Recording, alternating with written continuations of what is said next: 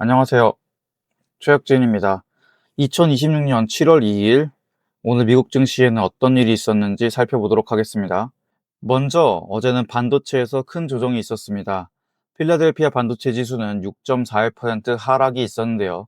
장 초반부터 가파르게 하락하다가 중간중간에 반등을 시도하였으나 결국에는 원웨이에 가까운 하락이 이루어졌습니다.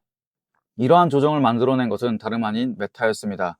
메타가 잉여 AI 연산 자원을 판매하기 위한 클라우드 사업부를 구축하고 있다는 소식에 메타의 주가가 장 초반부터 큰 상승을 했고 8.8%의 상승으로 마감하게 되었습니다. AI 칩을 가장 많이 구매하는 기업 중에 하나인 메타가 이런 이야기를 했다는 것이 캐펙스 투자 규모를 줄이겠다는 신호로 시장은 해석하였습니다. 즉, 메타의 컴퓨팅 파워가 넘쳐서 임대해야 하는 상황이라면 메타 말고 다른 빅테크 기업들도 투자 규모를 줄이지 않을까라는 생각이 퍼진 겁니다.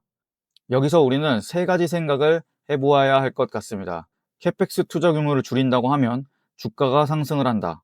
두 번째, 내부적으로 사용이 과하다면 임대할 생각이 있다는 것은 여전히 다른 기업에게도 수요가 충분하다는 것입니다. 세 번째, 클라우드 사업을 진행하는데 메타가 캐펙스 경쟁에서 뒤로 물러날 일은 없다고 해석할 수 있습니다. 결국은 반도체 조정에 재료가 필요했던 것이지 그 이상도 이하도 아니라고 해석할 수 있습니다. 반도체는 그동안 강한 상승을 보여왔던 메모리, 인텔, 반도체를 중심으로 차액 실현 매물이 쏟아졌으며 Applied Materials, KLAC도 각각 9.97%, 11.77% 하락하였습니다. 특히 애플의 CEO 팀 쿡이 메모리 반도체가 비싸다며 중국산 메모리 반도체 칩을 구매하고 싶다는 소식이 얼마 전에 전해졌는데요. 트럼프 대통령이 어제 SNS를 통해 마이크론 주식을 구매했다는 포스팅을 올리면서 애플의 중국산 메모리 구매가 어렵게 될 것이라는 답변을 간접적으로 하였습니다. 물론 이러한 소식에도 불구하고 마이크론과 샌디스크가 나란히 10%씩 조정을 받았습니다. 아마도 추가적인 조정은 있을 수 있으나 폭락 수준의 조정은 오지 않을 것 같고 오히려 매수 기회로 삼으려고 하고 있습니다.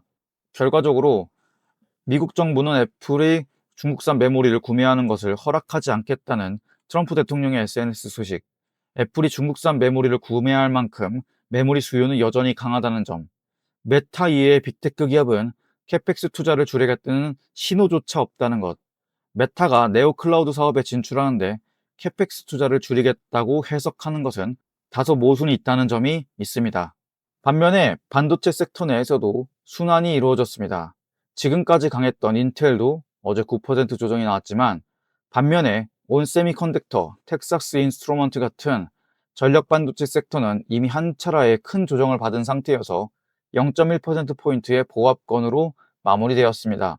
퀄컴의 경우 애플 인사이더를 통해 5G 모뎀 칩 C1이 아이폰 18에 적용된다는 추정 뉴스와 함께 한 차례 큰 상승을 했으나 장 막판이 갈수록 힘이 빠지는 모습을 보였습니다. 반면에 마이크로소프트, 메타, 구글, 테슬라, 아마존과 같은 빅테크 기업들은 상대적으로 좋은 모습을 보여주었습니다. 테슬라는 최근에 인도량이 좋을 것이라는 예측과 더불어 FSD 라이트, 옵티머스 등 다양한 호재로 인해서 주가 상승이 이어지고 있습니다. 장 막판으로 갈수록 차익 실현 매물이 나오면서 주가가 다소 감소하였습니다만 1.12%의 상승으로 마감하게 되었습니다. 어제 케빈 허시 회장이 포르투갈에서 열린 ECB 포럼에서 미국의 인플레이션은 여전히 높은 수준에 머물러 있다고 평가를 하였습니다. 2% 목표 물가는 반드시 지켜야 할 것을 강조하였고 최근 들어 인플레이션 리스크는 다소 완화되었다고 언급하였습니다. 시장에서는 이를 물가 압력이 최고치에서 일부 내려오고 있다고 해석하였고 즉 아직 인플레이션과의 싸움이 끝난 것은 아니지만 연준이 목표 물가를 반드시 달성해야 할 것으로 해석하였습니다. 이러한 워시 회장의 발언에 금 가격은 상승하게 되었습니다. 물가가 높다라는 워딩 자체는 매파적으로 해석할 수 있지만 이는 이미 시장이 알고 있는 내용이고 인플레이션 리스크가 낮아졌다는 쪽으로 시장이 해석하기 시작한 겁니다. 금융 섹터의 경우 2.18%로 상승 마감하였고 JP모건 등 다른 은행들도 좋은 모습을 보여주고 있습니다. 반면에 에너지 섹터는 0.56% 하락 마감하였습니다. 달러 인덱스의 경우 0.24% 상승, 10년물 국채 금리의 경우 4.483으로 아직 4.5보다 미달하였지만 주시해야 될 레벨로 해석하고 있습니다. 반도체에서 차익 실현이 일어나자 비트코인이 오랜만에 3%대의 큰 상승을 하였습니다. 오늘은 전체적으로 순환 매장이었다고 생각합니다. 반도체 수요는 여전하고 큰 상승을 이루어진 반도체 부분이 메타, 애플의 소식 등으로 조정이 있는 것으로 해석이 됩니다. 개인적으로는 화요일까지 지켜본 다음에 추가적으로 메모리 등 반도체가 조정을 받으면 추매를 진행할 예정입니다. 오늘 준비한 이야기는 여기까지입니다. 감사합니다.